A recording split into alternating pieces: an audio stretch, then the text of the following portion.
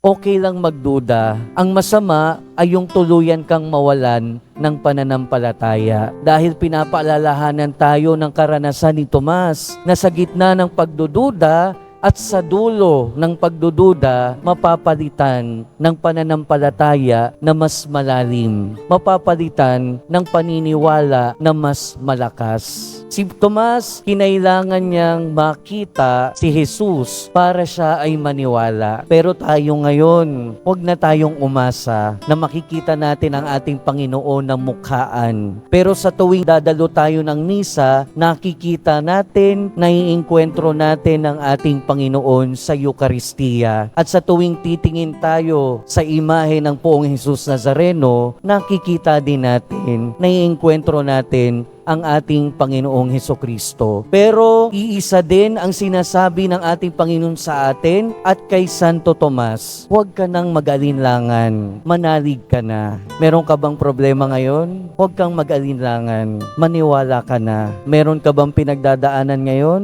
Huwag ka nang mag-alinlangan, maniwala ka na. Meron ka bang pagdududa sa iyong pananampalataya? Huwag ka nang mag-alinlangan, maniwala ka na. Dahil sabi din ng ating Panginoon, mapapalad ang mga naniniwala kahit hindi nila nakita.